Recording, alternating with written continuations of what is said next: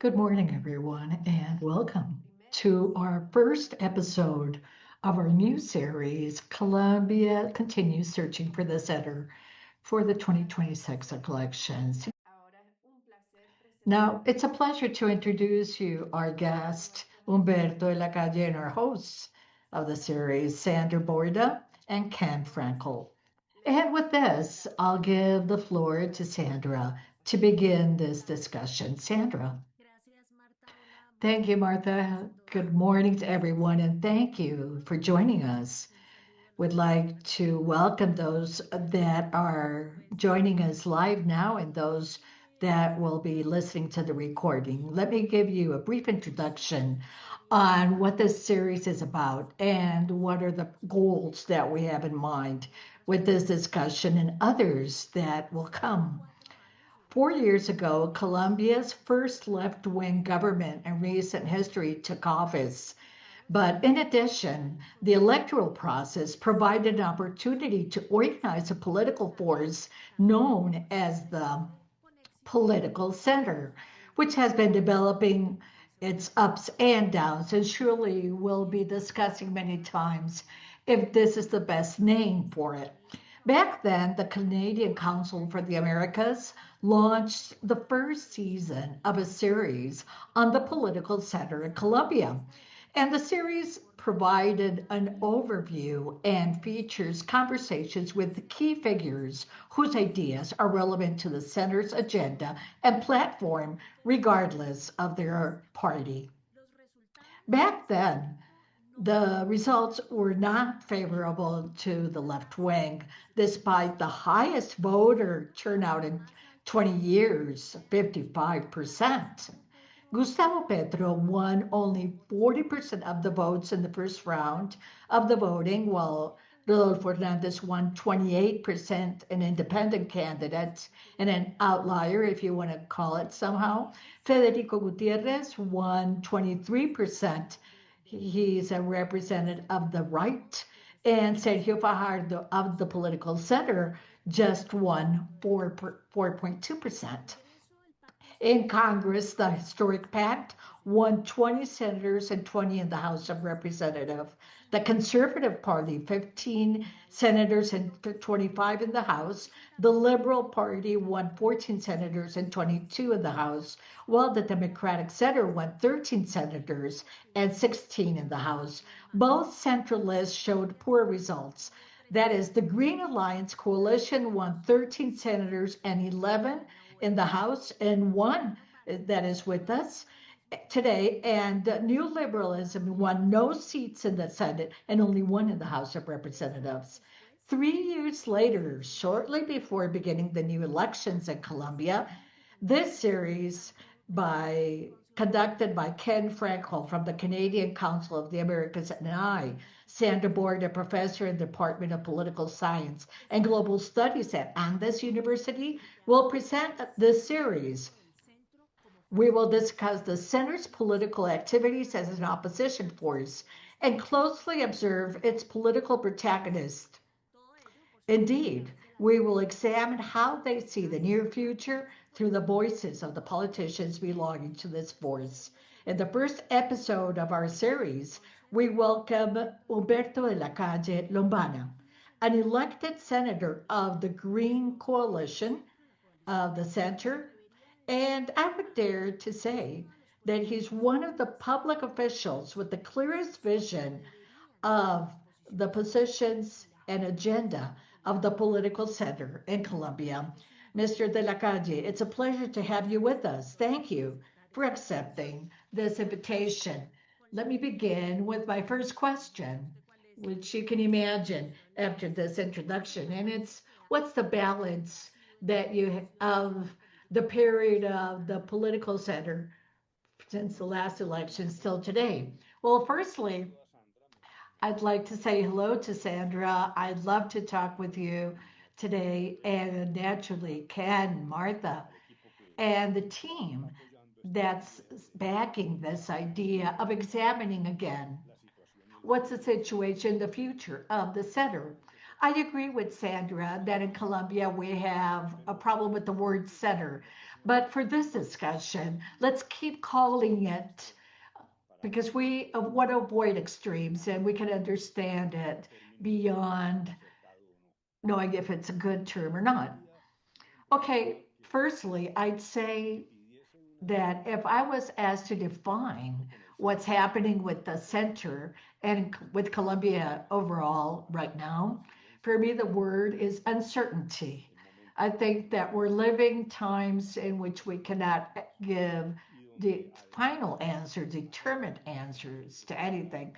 And looking at the political setting by parties for the elections of 2026, Colombia is suffering a very acute situation of institutional disorder because of decisions that the government has been promoting,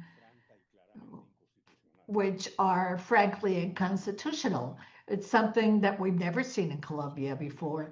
We always had forces that tried to to write off the system, but now it's the government itself and the president itself using language extremely aggressive, who maintains the opinion and everything has to do with uncertainty.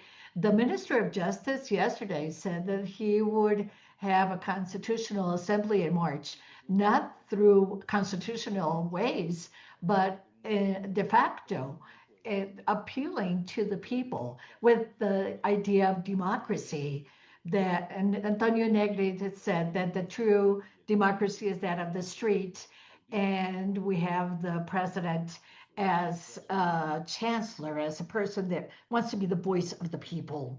So that's the first approximation. Secondly, if you examine the situation, even looking at the multiple surveys that we've seen recently, there are certain paradoxes that rise because just as we have this concern overall in the media and among intellectuals and communists, and in the surveys, Petro still has an approval rate close to 30%, which for Latin America, after 3 years in office, is a high figure. And there we have the first question. For many, it's weird or strange to see the situation of uncertainty, as I've said, and insatisfaction having such a high approval rate. But the situation is even more complex because if you keep looking at the many other surveys made, we've got the 30% of acceptance, not of intention of vote, only of acceptance. But when you look at each item, how the government is going, it's doing bad. So it goes from the overall acceptance when it comes to security, employment, guerrilla, and the balance instead is really bad. So there you have the first question that you have to ask yourself. Why that high level of acceptance? I think it obeys to the fact that the message of change of Petro's government was sound. It really created a lot of illusions and it was unavailable because in Colombia we've been experiencing many problems. So Petro takes that flag of insatisfaction, moves it constantly, and that creates illusions among the people. And most of it still, there's still the illusion and the expectation. And you can constantly see as well Petro's words. I want change, but others don't let me make the change. So that's why he has so many people that still have that hope of change. And thirdly, we have the opposition, which has been have been hard to fight the government, and that's the role of opposition. But I think that none of the many candidates have designed that hope, the promised land. It's not only to attack the government, but what's afterwards, what society after Petro, and I think that that is creating a situation that's a paradox, as I've said before. To this, we can add, and just add these introductory words. In Colombia, we see way too many candidates, not only of the senators. So now we have 60 candidates, and most of them very, very anomalous. They do not come after going through requirements or NGOs or political parties or significant groups of citizens. Here you can be a candidate, just say you want to be one, and that's it.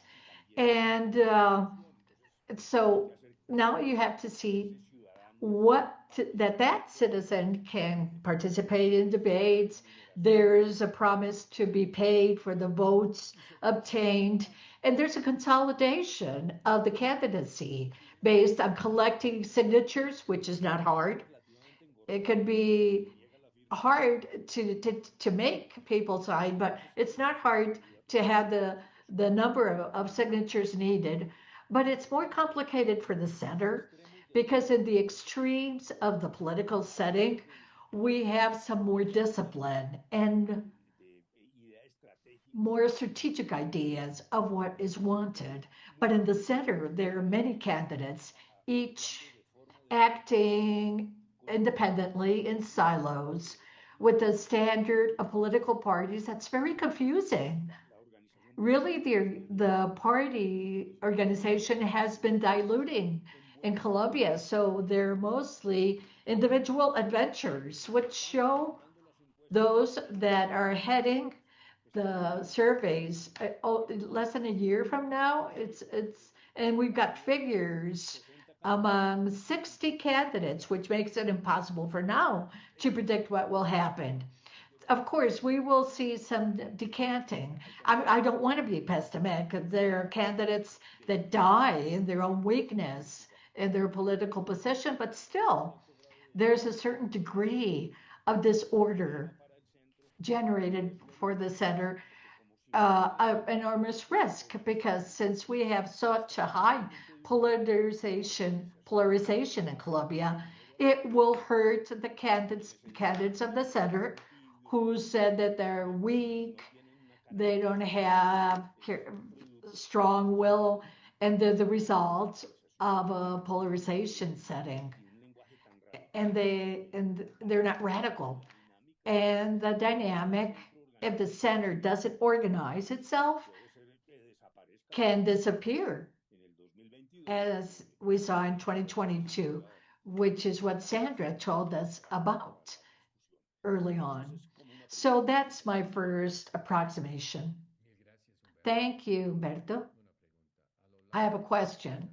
Throughout the 3 years of Pedro, would you say that there was a consensus, or better, something in Congress between Congress and the center? And if so, based on what principles? I would say the following: no matter how inorganic it is, and then as Ken says, let's see what happened in Congress. I think that the center did work relatively coherently. The with so many streams it has, and I think that there are elements that are well defined in what the center thinks and believes, although it has so many branches which are disorganized. Firstly, something fundamental.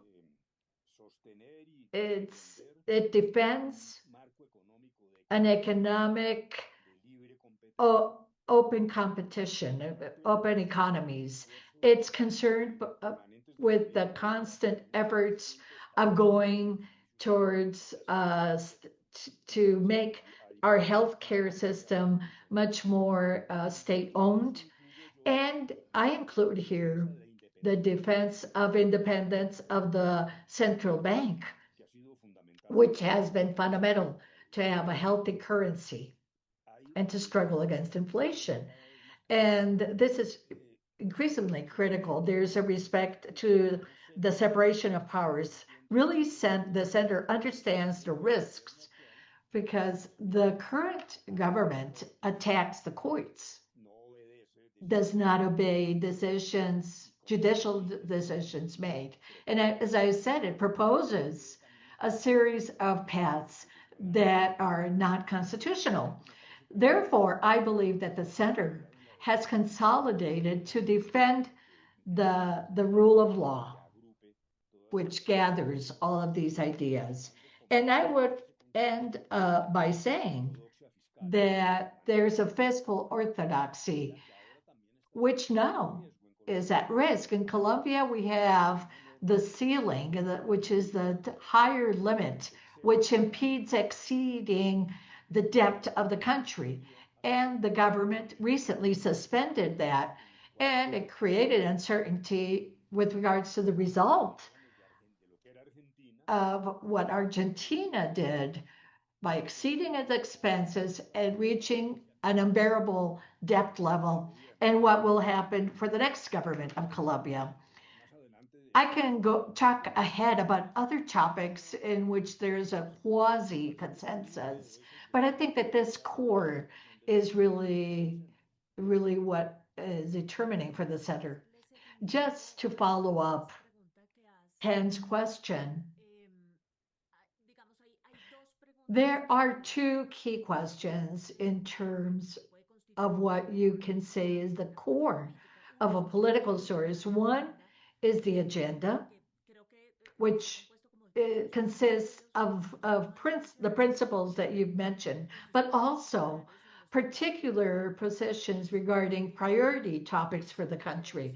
And I can assume that that's something we want to talk about, meaning what's the proposal in terms of security, in terms of peace, which are core subjects. But there's another part which has to do with the criteria of membership, meaning who's part or not part of the center. And I'm not, because besides the membership, they're in every political force to be in the right or in the left.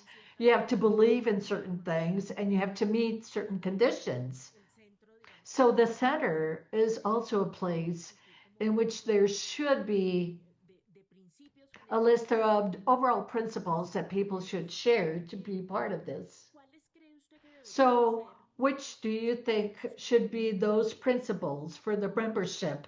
And I ask this because of what we saw yesterday, which was the launch of the new coalition between new liberalism, MITA, and dignity and commitment, which are three political forces that now are gathering many center politicians and was received with ambivalence. There's people that say, okay, it's good because not everybody has to be agreeing with everything. We have to create agreements, and the political forces, they said yesterday, really share the need of going against corruption and to make a transparent management of the state. But there were other reactions, especially from feminists, that said, okay, now we have a coalition of the center in which the rights of women will cannot occupy something important because MITA is openly against the rights of women. So where do you stand with this? I think it's okay. It's very pertinent because it matches with what I said before. That's why I said that there are other topics that were not included in the core of the center. Of course, in politics, nothing is unstoppable, but very much of the core. I think security and peace are crucial in Colombia. In terms of security, from the perspective of the center, I see more ranges than in an economy that's open in the market. Why are there ranges? Because the concern over security has been growing, and not only because of urban security and the levels of theft, which are very worrisome for the citizens, but there's a phenomenon that I want to underscore because there's a territorial, no, an increasing weakness of the control made by the state of its territories. And I think it's intensified in a worrisome level. And if you look at the areas of that are losing control, with control, I mean where the old guerrilla or just criminals are threatening the population and they are becoming the authority in certain regions. And for me, the biggest concern comes from the fact that the lack of control is in the boundaries. We have a problem in Catatumbo, which has a boundary with Venezuela. Really, it's really a local war among illegal forces. So after signing the peace treaty with the FARC, we're seeing illegals against illegals. And the role of the state is like not understanding what's really happening or what to do. Meaning in Catatumbo, one of the illegal parties wants to cease force and the other doesn't. Ceasefire and the other doesn't. So I think that has contributed to create uncertainty among the army and the militaries, which has stopped them from acting. In the south, we have Arauca, which also is in the boundary with Venezuela and is a territory in which, for a long time, has had illegal groups. In the past, both guerrillas, FARC and ELN. And now again, this has turned into local wars in a very delicate boundary. Then in the south of Colombia, with Peru and with Ecuador, there are also territorial uncontrollable areas. And in La Clarisa, we see the same phenomenon, traditionally seen in Cauca, which is an area where there's a lot of illegal crops, but it's extending to Valle de Cauca, which is an industrial area, modern area. So I don't want to seem very pessimistic, but it seems that we are surrounded by areas which have no control, unfortunately, in the boundaries. So, how does the center react to this?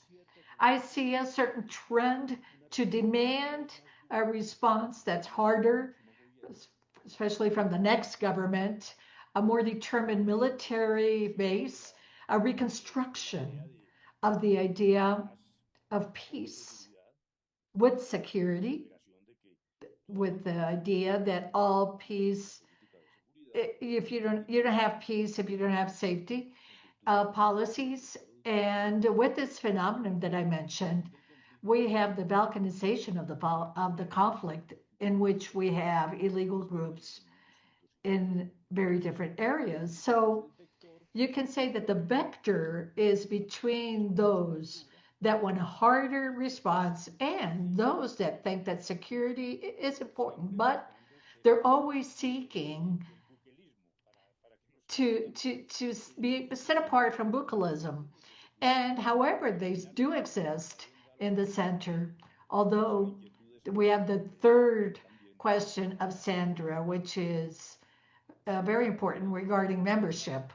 If we look at peace, you can also look at these ranges. There are still groups, very hard militants that are convinced that the peace agreement made with the FARC in Cuba, which has unfortunately not been met, and that the next government has to recover, there, there is a strong activism of the center, more center left, if you wish, in which, just like with security, there are those that think that this is not the moment to have the political discussions with illegal groups because of what I've said already.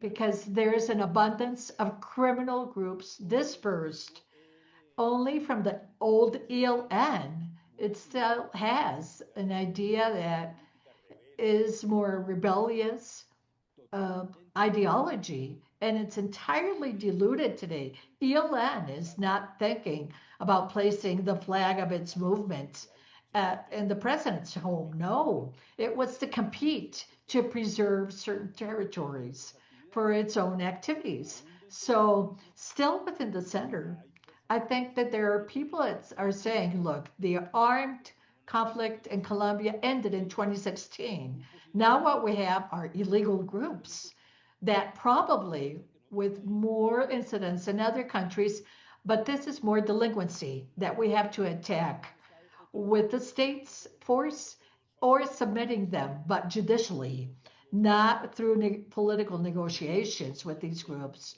So again, I see that in peace, there are some ranges, and increasingly there's an idea that what the government of Petros called total peace is failing and it's not showing any results.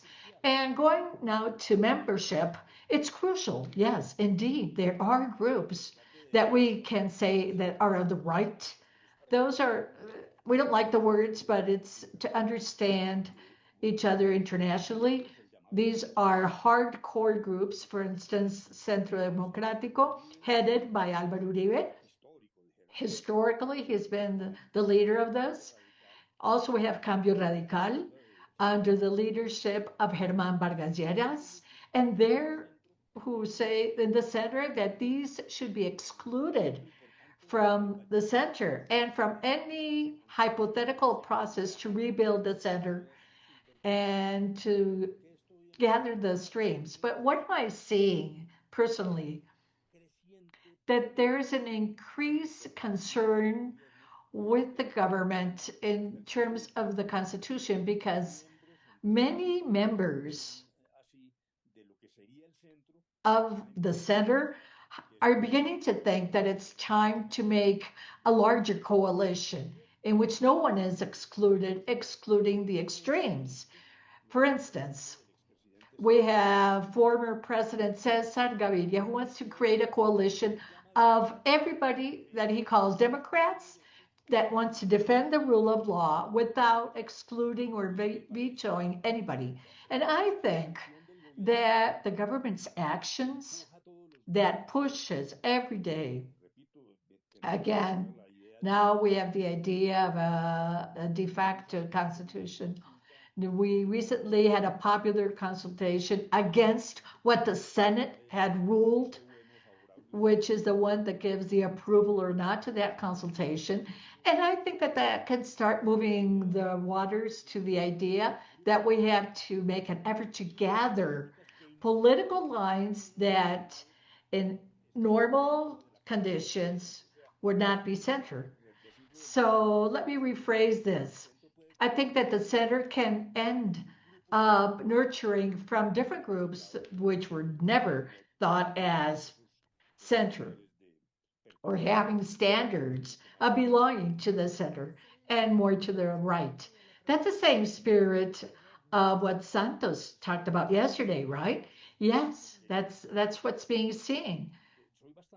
I am very careful with the words I'm choosing, with what's happening with the government, because this is an international scenario that we want to talk to. I don't want to discredit my nation, but what we're seeing in the government of Petro has never been seen before.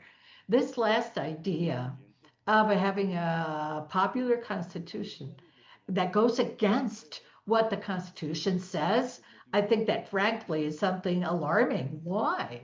Because you could understand that the aggressive language used by Petro was the language proposed by the person that proposed change, using a rhetoric that's complex. And it was just a rhetoric. But after a decree in which he ordered the consultation against what the Senate ruled and the manifestation of the seen in the last 2 or 3 days, it's no longer rhetoric, it's an event. These are events. And this is creating more concern of the sectors that think that they defend the rule of law. Humberto, since I'll be the devil's lawyer, I wonder the concept of the two former presidents defending the democracy, which was the flag, if I understood you well. I wonder, is this a group theoretical for small groups with political leaders, or will it have a true impact on voters? We've seen in several countries in the world that the rule of law is the most important thing for everyone. So if the flag is democracy instead of the cost of living or safety, I wonder if that coalition will be something that people vote for. Let me say this. There are several things to say about this. Initially, if this question was made 2 months ago, I would have said, okay, this is for certain elites which are gathering around political exercise. But with what has happened recently and the attack against Senator Miguel Uribe, I think that we've galvanized this idea that the rule of law and the separation of powers that some in the past could to think that that was like a timetable organized by the state. This has been got really gaining momentum, and there was a manifestation in marches throughout cities with a lot of people, not against the government, not against the government. It was against the attack to Miguel Uribe and what's happening in Colombia, but deep, really, it was an expression of rejection for the circumstances lived by the president. So I think this is growing. And that abstraction of the rule of law and democracy is now landing on emotions and the concerns of the people. Secondly, I do believe that there is a problem which you have touched tangibly because the language used by the elite can be apprehensive in the social conditions of Colombia, meaning a young man, which is a nini, which does not study or work. And there are many like that in Colombia. The rule of law is something that sounds remote or undecipherable. Indeed, the surveys that have been made here we've seen that there's a drop of appreciation towards democracy, and we see a lot. What's democracy for if our basic needs are not met? So there is vulnerability there. So that's why I said early on that the problem of the center is not mechanically solved. Not only using a mechanism to concentrate the candidates and give it a more reasonable setting. No, I think that we need a language that's more understandable and targets the the problems of the Colombians. Colombia has the most inequality in the world, and it's an endemic evil that we've had for a long time. So that's why in a recent article I said it's not to be surprised that a man comes like Petro talk about change. What happened is that with the National Front, the political leaders have been managing this situation, subtlety with smartness and flexibility, but the problems are still there. It's still inequitable.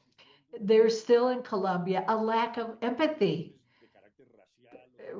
racially or socially. I mean, there are structures in Colombia that really we cannot overcome. And that's the biggest debt.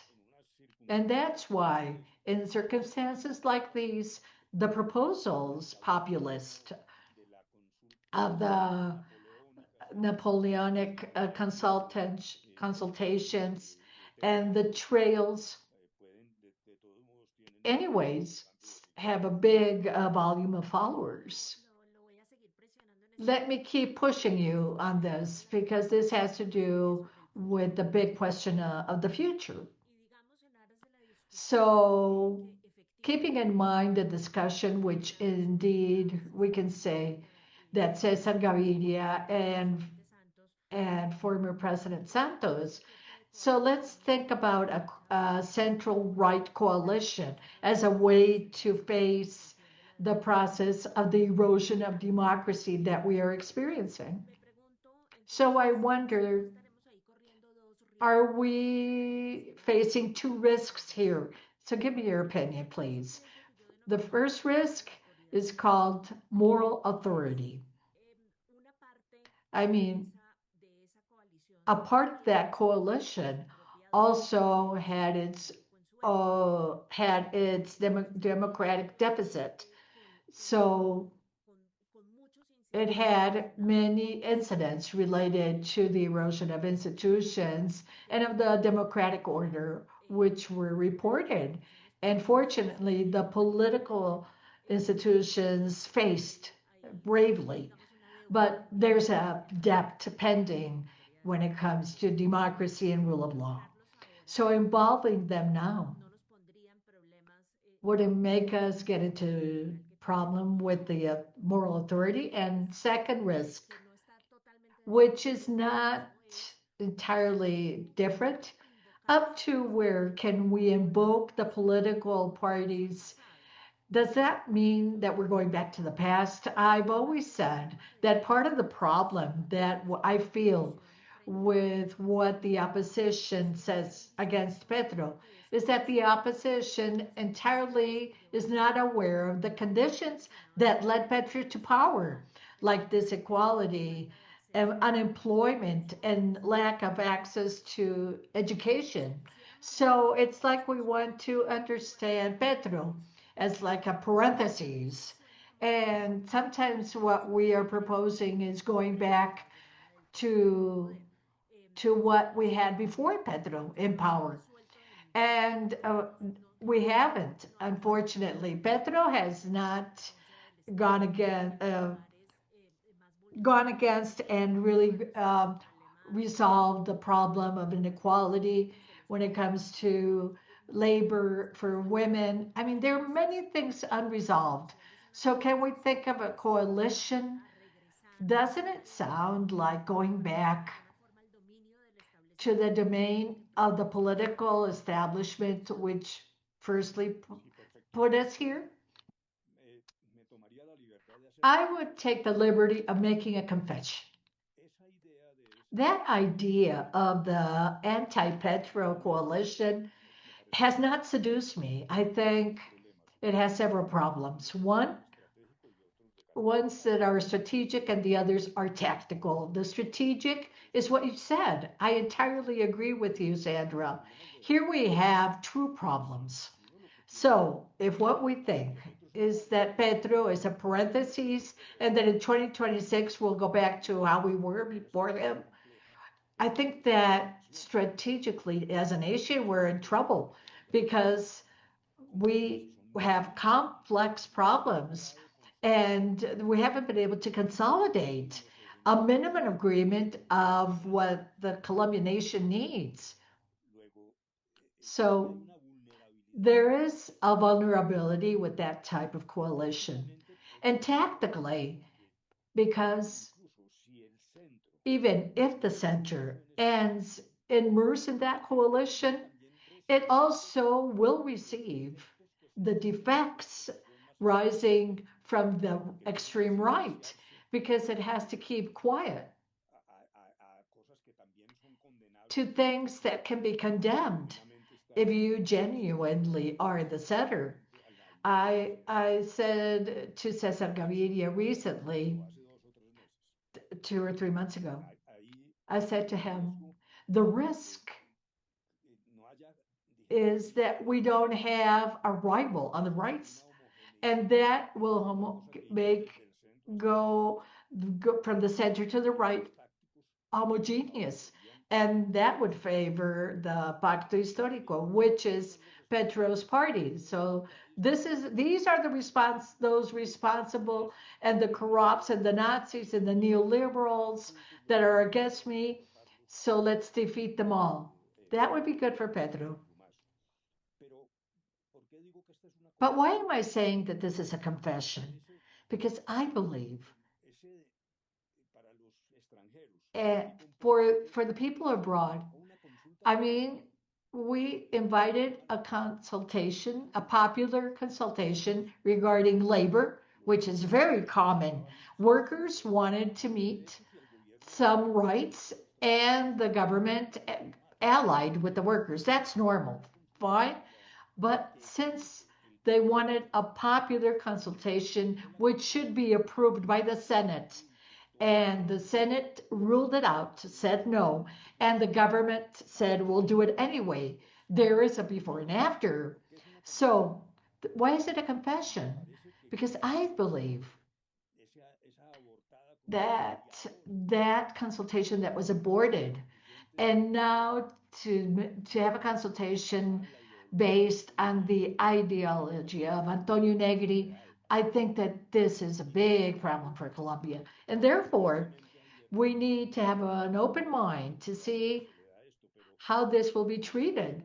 But the initial rejection 3 or 4 months ago that I would have made, now I do believe that we are at risk. And it's getting worse and worse. Yesterday, the new Minister of Justice said March next year we will make the vote. And again,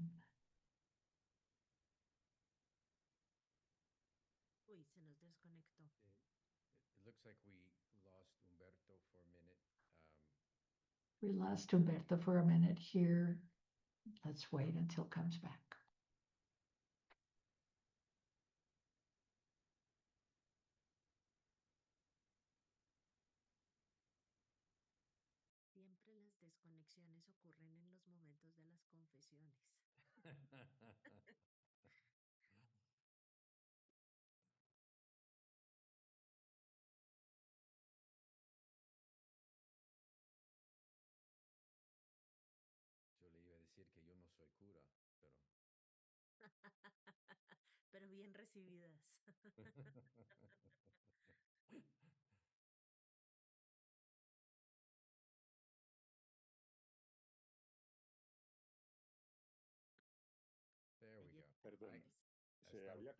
I'm sorry, the call fell. It fell when you were going to be confessing, Umberto. Sandra and I are not priests, keep that in mind, but we can look like one. Now, what I wanted to say is that today I understand more the purpose of creating a larger group because I do believe that we're looking at a path that the president is wants to take, and it's full of risks. And Sandra also pointed out something important. In these 3 years of the leftist government, we see that none of the problems have been solved. Yeah, I understand changes and things can be plausible. When I was in the Senate, I voted for the tax reform because I thought it was more progressive than what we had. I also voted in favor of the development plan. But what has happened? And I believe that the biggest problem in the future Pedro will be with the left itself, because what I'm seeing that is that beyond the thesis is that they don't let me do things, and that I'm the chief of state, and that I am more important than the attorney general, and I have to get into the central bank and all. The balance of the government, frankly, will be poor in terms of execution. So we wonder the duty of the politician is not to have ideas, is it's the art of what makes things possible. In Colombia, you don't win anything just being in the presidency if you do not make the changes. And that ends up being a problem for the left itself. I think that it will be a lost opportunity. It's like the player that can make a penalty and doesn't make the goal with something worse. And it's the ideas of change, for instance, by exercising policy, an old flag that has always existed in Colombia against corruption and how to make politics in Colombia. The government had to opt for pragmatism and using the same systems of the past with corruption cases absolutely huge. So the question is, for many, increasingly, doesn't this imply a deception? Because they thought that they wouldn't see those types of political routines, which are frankly condemnable. So the government is in the middle of pragmatism that's hurtful for the left and doing very little.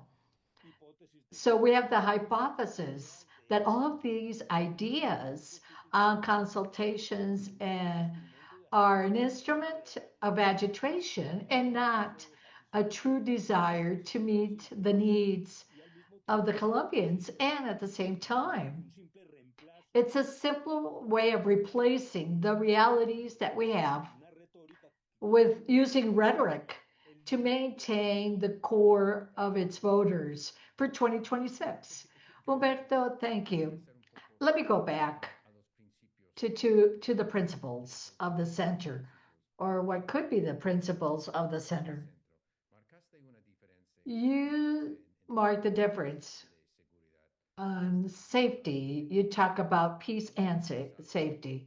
Let's talk about health. What could be the principles against, not against, but to contrast the, with what the right says? In terms of peace and security, no, we're already talking about peace and health, and we understand. Now let's talk about health. Let's talk about health. Look, being in the center or being a Republican, better, with the separation of powers, etc., is that you have a conviction. And it's that you believe that the rule of law is a jewel and has really helped mankind and not only served it for political organization, but also meeting needs. This, although the citizen accepts that we still have many problems regarding meeting the needs. But being in the center shows that you have the conviction in which, in theory, but practical evidence, we have an open economy, a reasonable use of the instruments of capitalism has been much more efficient than making everything state-owned to solve problems. So this is like a Prius. And when you're in the center, you start with that base, that foundation. That's why in 1991, when the new constitution is made, we had an economic model that was quite extensive. So the different governments could emphasize certain action lines without having to change the constitution. So you can have, as today we have, or had, an open scheme that gathered different governments and the private sector respecting the private enterprise for different public utilities. And that served, in our opinion, well. After the Constitution of 1991, or better, before the 1991 Constitution, having a phone line, the ground phone lines of the past, was a milestone. You could wait years to get one, and a few years after, months after the new constitution, you can get it in weeks. because the support of the private sector corrected, in this case, communications, very clearly the deficiency they had before. And when it comes to health, a model was established in which individuals would help the state to provide health care. And that's part of the Constitution. The Constitution didn't have to be changed. If Colombia wanted to have a European system in which, or like the NHS in the UK, that would change everything. But we had an option that meant a dramatic increase of the coverage of healthcare, really dramatic. In very few years, in 30 years, the landscape of healthcare in Colombia shifted for good. But President Pedro says we're still short. We have a lot to do still. What works in cities doesn't work in the countryside or in the remote areas of Colombia. And we have to emphasize more in prevention and not as much in treating diseases. And these ideas can be applauded, yes. They were defects that we had in the healthcare system that Pedro rated that it was the worst in the country, in the world. It's not the worst. And really, the pressure of the government in health has not had any success because the insatisfaction with the health care that exists but doesn't have the volume that the government wants. So, what's happening is perhaps worse. The government wants to use a European system to provide the service, fundamentally allowing part of part of the service to be given by the private sector, but most of it, but there's been a huge resistance from many Colombians, not only of the right, but many Colombians have said it's a mistake to wipe out what we had with our current health system. So right now we're in limbo. We could say that half of the patients in Colombia, the citizens, are in hands of entities that are intervened and handled by the government. And the situation has been terrible. A degradation of the healthcare system is what's displayed. So I'd say that with regards to healthcare specifically, between the right and the center, there's really no big differences. I think that what they both believe is that we have to correct the defects, but to keep a public-private system to provide the healthcare system in Colombia, which has been overall beneficial. We have very few minutes, and I have two important questions. I'm going to ask them, and please answer both. I really want you to answer both. One is, it's kind of personal and political.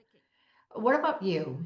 How do you see yourself in all this? What are your plans? What are you thinking about? Share with us, please, what you're thinking about internally about the political process that we're analyzing. And second question, because of our audience, there's we'd like to ask you about the foreign policies and our international insertion process. What's your balance? How do you see things ahead? And how do you see the center in that setting? So it's hard to answer the first question. I, I cannot deny absolutely my intervention in a situation that's as delicate as what we see today. So right now, I'm doing other activities. I have literary projects, research to, in politics, but I'm not asking votes and not leading any movement at all.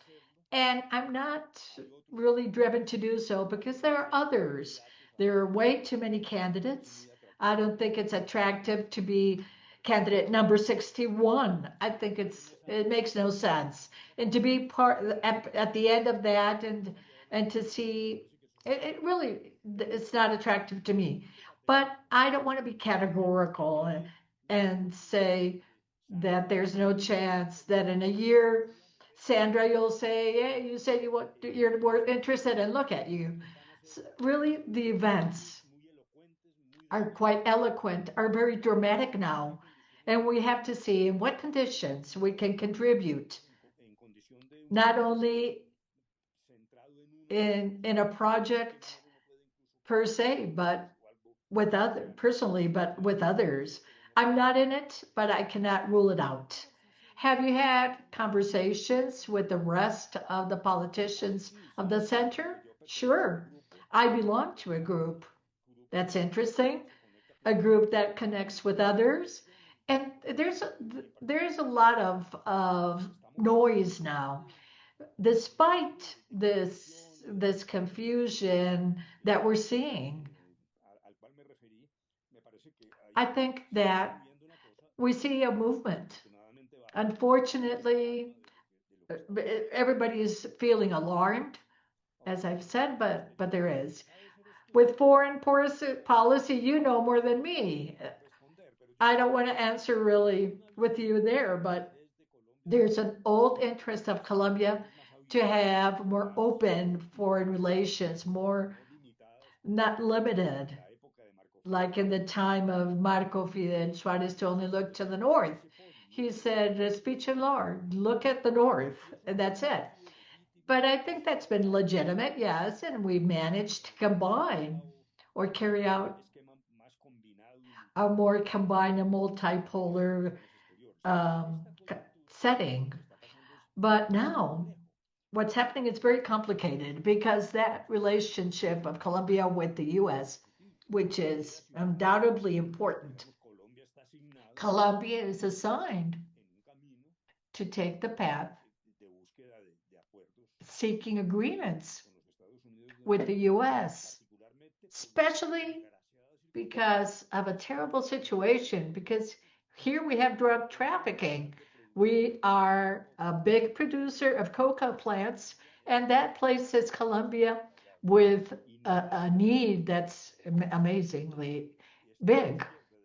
And if the left keeps on saying that it wants to break away from the US and wants to have bigger ties with China, it goes against the realities that Colombia has. So what happens? Things that other countries could have done in Latin America of going more to incorporate other protagonists like Chile, Brazil, with China. For Colombia, it's been harder because while this government, which has been reiterative, has wanted to separate from the US, it's done it in the wrong time because Donald Trump is in Washington. And perhaps there are things that Trump won't won't take into consideration from other countries, but with Colombia, it's a different story. There's a critical case of the deported people in the plane, and that Petro ordered to return. I think that that has profound consequences, which fortunately were overcome quickly. So I think that opening to the world is a need of Colombia, but this is a moment in which we have, for instance, we're about to have the drug trafficking certification. To be decertified would be terrible for Colombia and for the private sector and its economy. Imagine those that are making lobbying hard in the US so Colombia can be certified by the US to struggle against the drug trafficking is from the private sector. So this is a volatile time. However, I think that what's excessive from Pedro's government is to provoke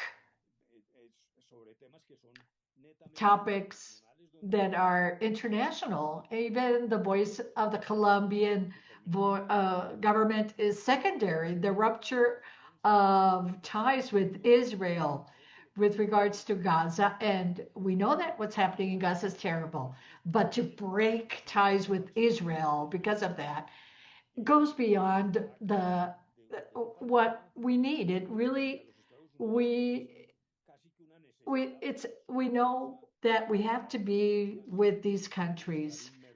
We need to be immersed. So what I believe is that we have to continue to open, yes, but to be very careful because there are certain things that cannot be done. Thank you so much, Humberto, for your closing remarks on the international scenario. Thank you, Humberto, Sandra, Ken, for being with us. I think this is a great way to kick off our new series. Thank you all for joining us today. And we invite you to receive news on the next episodes on this series on the center in Colombia, as well as other events that we hold on the elections in Chile. And I would like to remind you that the videos in Spanish and English and French will be available later in ccacanada.com. Thank you for joining us and have a great day. Thank you. Thank you, Berto. Thank you all.